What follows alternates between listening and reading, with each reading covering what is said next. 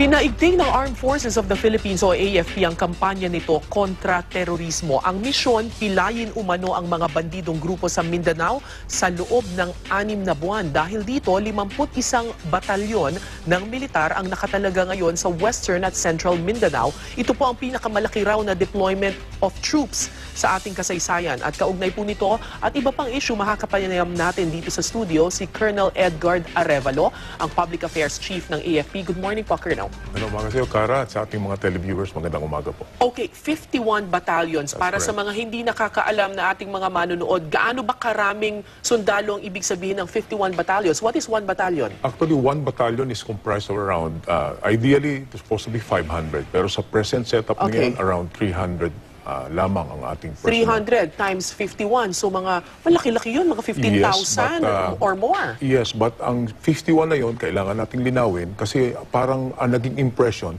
yung buong 51, lahat nakabuhos against the Abu Sayyaf group. That's not the case. Yung 51 battalions na yun, which by the way is not comprised only of maneuver battalions. When we say maneuver battalions, yung lahat yung nag-ooperate, gumagalaw. Kasama na sa 51 battalions, dito yung mga support battalions natin. Logistics, artillery, field support, and all other assets na nagmumula sa ibang branches of service to comprise 51. But pero medyo nakakalula yung ganun karami, 15,000 na. Yes, but the reason being, malaki na rin kasi ang malawak na rin ang deployment na pinag-uusapan natin. But if we're going to look at Sulu area, kung nasaan ang Abu Sayyaf, for example, like Basila and Sulu, and some the fringes of Tawi-Tawi, hindi yung buong 51 nandoon. So we have sufficiently numbered battalions there for us to be able to shore up our campaign against the Abu Sayyaf. Okay. Pero, so, 51 battalions is a big number. Yes, that's right. To counter terrorism. Gaano ba kalaki na ngayon yung mga grupo ng mga terorista? Well, ang tinuturing nating bahagi ng mga terrorist group ay ang Abu Sayyaf Group, ang Maute, ang Ansar al-Khilafa Philippines. Gaano ba kalaki yung puwersa nitong mga ito, sir? Hindi sila ganoon kalaki. Subalit ang nagpapalaki at nagpapakomplicate ng situation ay yung kanilang mga supporters and sympathizers na wala tayong eksaktong bilang.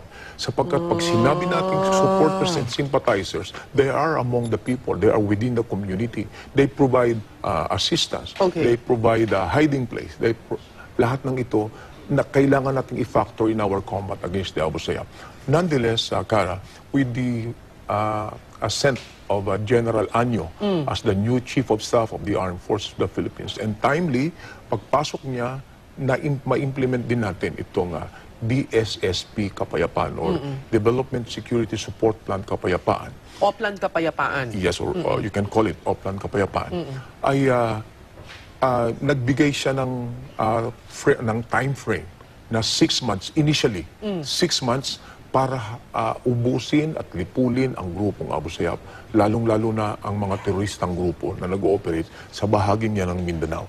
With that given period of 6 months, titingnan natin, ano ba ang well, actually, in the past year, nagkaroon tayo ng first 6-month period and then another 6-month period time ni General Visaya when he was the Chief of Staff. So yung period na yun, nagkaroon tayo ng assessment. Tinignan natin kung ano mga kailangan natin gawin. And this we are going to implement ngayon sa susunod na 6 na buwan kung saan sinabi ni General Anyo that we will defeat and neutralize the Abu Sayyaf members. Alam naman natin na matagal nang nakikipagbakbakan ng AFP dito sa mga terrorist groups na ito and it took them years, ang tagal bago ito talaga tuluyang malipol. Tapos ngayon sasabihin in 6 months. So, anong may expect natin dito with such a massive deployment of troops, 51 battalions, tapos pagkatapos within 6 months, siguro talagang yun ang tumatakbo sa isip ng mga tao, talagang matinding bakbakan ang mangyayari dito. Ang sinasabi natin, yung 6-month period is a period na magkakaroon tayo ng massive operation and then magkakaroon tayo ng assessment thereafter and then we will make necessary adjustments for the next period. Kasi lahat naman ng plano kailangan may time frame tayo din, kailangan time bound yan. Now, pag sinabi natin 6 months period, hindi ibig sabihin na pagtapos ng 6-month period, tapos hindi, ihinto na natin. That's not the case.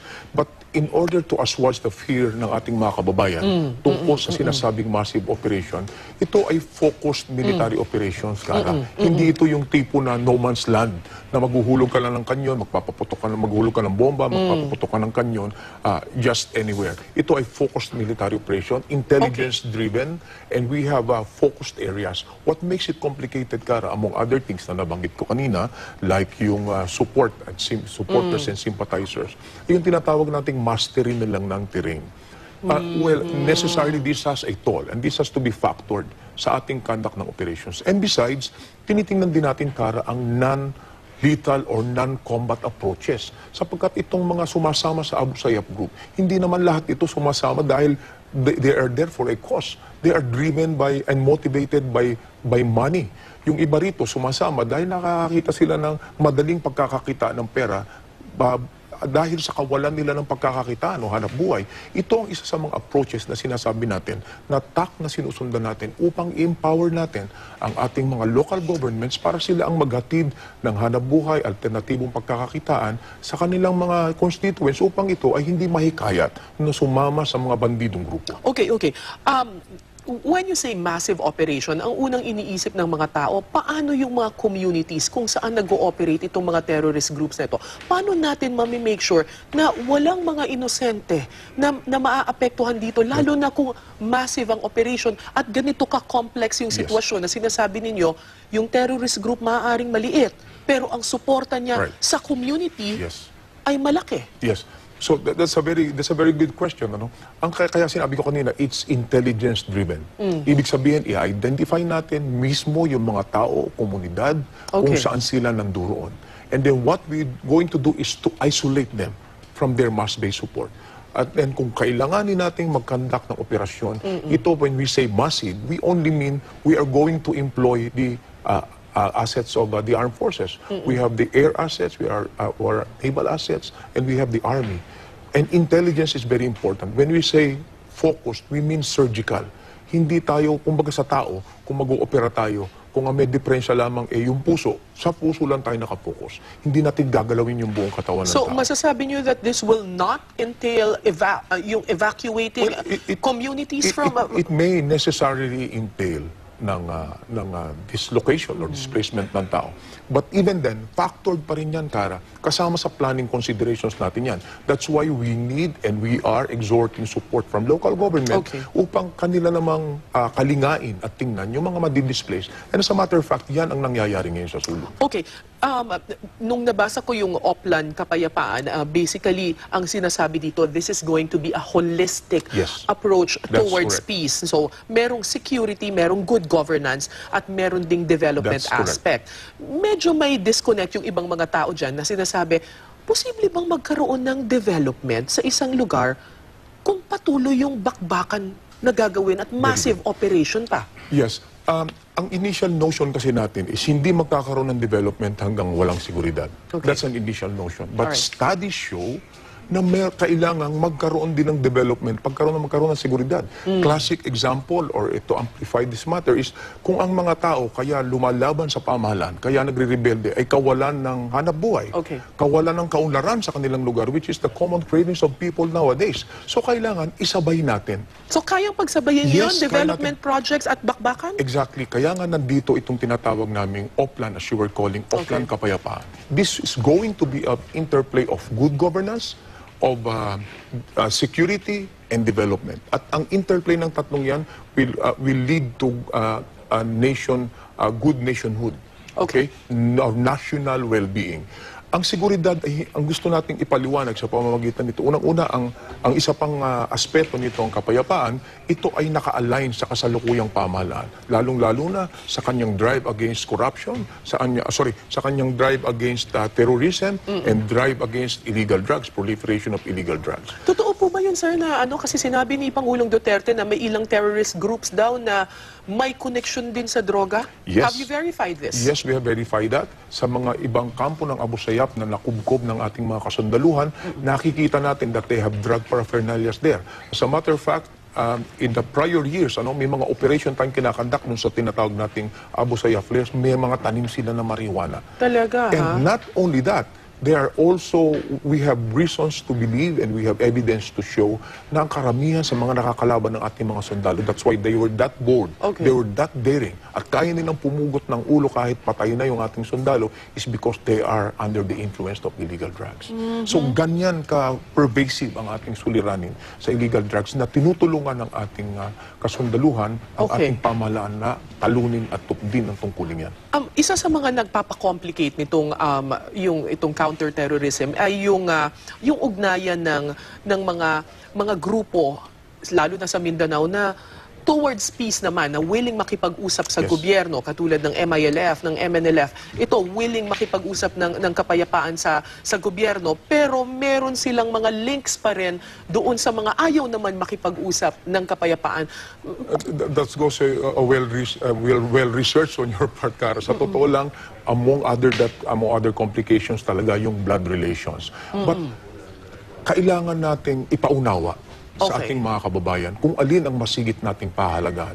Is it going to be blood relations alone? Sapagkat kung blood relations din lamang ang kanilang magiging basihan ng pagtulong at pagsuporta, unawain natin when it comes to illegal improvised explosive devices na pwedeng pasabugin, even their relatives could just be victims of improvised explosive Correct. devices Yeah. na pinapaputok ng mga teroristang grupong ito. So kailangang maunawaan nila, higit nilang maramdaman na sila ay biktima rin. Na sila at ang kanilang mahal sa buhay ay maaaring maging biktima At rin. kaya yan in 6 months, sir? Hindi natin sinasabing, Magpapaliwanag, hindi natin, intelligence. we can together with the support of local government. Okay. Kaya po napakahalaga ng local government dito. That's why you were saying sa Oplan Kapayapaan, kasama na po rito ang pagpapaliwanag sa ating mga kababayan na kailangan po ang tulong ng ating mga kababayan, ng ating local government upang ang seguridad na ginagawa at tinatrabaho ng inyong Armed Forces of the Philippines Okay. ay may sakatuparan natin. Okay, moving on to another issue. Alam naman po natin na the President is, pagdating sa foreign policy, sabi niya independent foreign policy, Yes. nakikita rin natin na nagkakaroon ng, kumbaga, shifting of alliances. Dati, talagang sa Amerika, tayo More inclined. Ngayon, nakikipagkaibigan na, bukas na tayo sa China at sa Russia. In fact, pumunta pa nga dito yung ilang opisyal ng Russia at yung kanilang barkong pandigma. Paano ang magiging epekto nito sa AFP? Alam naman natin may visiting forces agreement tayo, pero gusto na itong ipa-terminate. At alam natin marami sa mga kasundaluhan natin ay US trained. Talagang ang military strategies natin US, sa US. Australia. Paano magiging epekto nito Yes. sa AFP, sir? Unang-una, ang gusto nating maunawaan ng ating mga kababayan, medyo napansin lang yan during the time of President Duterte. Right. Pero even before the term of President Duterte, we have already been allying with other countries. Ang Pakistan, ang India, ang Brunei, bumibisita na po yan sa ating bansa. I'm referring particularly sa ating Navy, sapagkat may mga Navy-to-Navy engagements na tayo. Ganun din po ang Army. Now, parang na-highlight lamang po ito during the term of President Duterte because parang naging napaka-stark yung kanyang and seemingly abrupt yung kanyang shift na tinatawag natin. But actually, sinabi na rin po ng ating Secretary of National Defense, Secretary Lorenzana, na even if we're going to have exercises or we are at least looking at the possibility of exercises with these countries, hindi naman natin ite-terminate o tatanggalin yung ating visiting force agreement with the United States. Ano po bang Magpapatuloy pa rin po yan. magiging epekto sa ating AFP kung tuluyang kumalas tayo sa Amerika sa larangan ng military? I think that at this point that is hypothetical. Apo. Na hindi natin dapat mapag-usapan pa kaagad sa ngayon. But suffice it to say na mahalaga na makipag-train din tayo sa ibang mga bansa. Okay. Maunawaan natin yung kanilang doktrina and at the same time, sila naman maunawaan din natin nila ang ating conduct ng ating operations, ang ating doctrines. We have to look at our own techniques, tactics, and procedure and look at it with regard to the bigger perspective. Sapagkat, Pero kaya ba ng Pilipinas na totally kumalas sa Amerika? well, as I was saying nga, yan ay sa ngayon ay hypothetical pa lang. Okay. And we are not, at sinabi naman ng malinaw, we are not severing ties with the With the Americans. US. So I think that's a non-issue already. Okay. Pero ang napakahalagang punto na gusto natin i-emphasize dito ay magiging mahalaga para sa ating sandatahang lakas ng Pilipinas ang makipag-train tayo. With other countries. mag-train tayo sa ibang bansa, gaya ng Hapon at iba pang mga bansa, sapagkat unang-una, sa larangan na lamang ng counter-terrorism, anti-piracy, humanitarian assistance and disaster response, I think this knows no boundaries. Correct. Lahat ng bansa na pwede tayo magkatulong-tulong at sa panahon ng kagipitan at pangailangan, napakahalaga ng interoperability na ang kanilang doctrines ay kaya nating isabay, lalong-lalo sa HADR. Our communications facility should be able to really communicate and talk. Kung hindi natin ito gagawin through these exchanges, baka pag dumating ang mga pangangailangan na ito, piracy, terrorism, At lagi HADR, na laging nandyan, the new normal as they say, baka hindi tayo maka-operate ng sabay sa kanila. So ang madideprive ay ang benepisyo na pwedeng madala sa ating mga At lagi namang mas mahalaga na maging bukas tayo sa Exactly. lahat ng iba't ibang pagpalitan ng kaalaman. Exactly. At dapat talaga ang ating bansa ay lumalabas sa ating mga shorelines, sa ating mga karagatan upang masigit tayong makilala na isang bansang Pilipinas na meron ding kakayahan. Na meron ding kakayahan in terms of armed forces. On a lighter note, sir, or on a different matter naman, kasi alam naman natin everybody's preparing for the Miss Universe pageant. Pati ba ang AFP ay kasama dito sa paglalatag ng seguridad para sa Miss Universe pageant and also the upcoming ASEAN Summit? Yes, Cara. As a matter of fact, we are actively participating with the Philippine National Police. Although we are in the support role in a way, but ang ating pong armed forces ay handa, kagaya ng ating ginawang pagtulong sa Philippine National Police sa nagdaang translasyon. Meron bang mga banta na nare-receive kayo or wala naman? As we were saying, Cara, up to now, wala tayong direktang threat na nare-receive or namomonitor that targets the Miss Universe pageant at ito pong darating na ASEAN Summit. Well, that's good news. Be that as it may, sinasabi po natin, we are not being complacent. We're not going to let our guards down. Ang ating pong default sa armed forces of the Philippines, whether there is a direct threat or not, we always prepare for it and ensure na ang ating pong mga kababayan ay tahimik na makapagdiriwang or makapag-participate sa Miss Universe at ang ating bansa, which will be put to spotlight once more. Lalong-lalo na sa ASEAN Summit ay masisiguro na po may daraos ng tahimik, tagumpay at mapayapa. Well, good luck po, sir. At Salamat, maraming Cara. At sa salamat inyong po sa suporta sa inyong inyong armed panahon. forces. Thank you very much, Colonel Edgard Arevalo, ang Public Affairs Chief ng Armed Forces of the Philippines. Thank you, sir, for your Salamat, time. Cara. Salamat po.